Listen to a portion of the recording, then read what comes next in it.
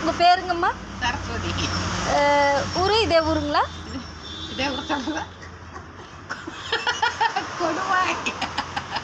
அப்புறம் என்ன வேலை பண்ணிட்டு இருக்கிறீங்க? நான் தள்ளுவண்டி கடை ஓட்டி இட்லி வியாபாரம் பண்ணுறேன். ஒரு நாளைக்கு உங்களுக்கு எவ்வளோ வியாபாரம் வருது? நாளைக்கு ஒரு 200 ரூபா கிடைக்கு. 200 ரூபாய்ங்களா? அப்புறம் உங்கள் வீட்டில் ஐயா என்ன பண்ணுறாரு?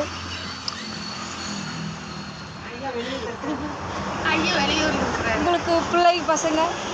2 பையன் உண்டு. சரிங்க. ஒன்று கவது. சொல்லுங்க. ஒன்று பசங்க, ஒன்று குடிக்கார. சரிங்க. வேலைக்கு ஆகாது.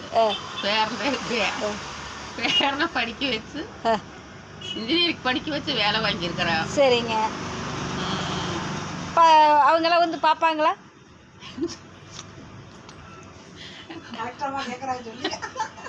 அவங்களாம் வந்து பார்ப்பாங்களா?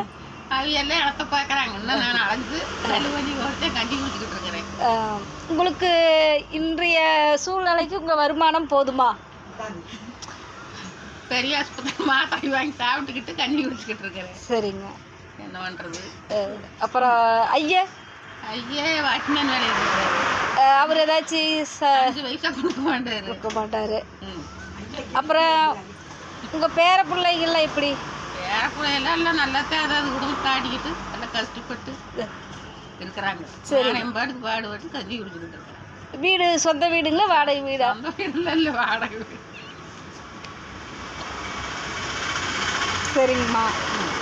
அப்புறம் நீங்கள் வந்து இப்போ உங்கள் பேர பிள்ளைகளுக்கு சொல்வது என்ன?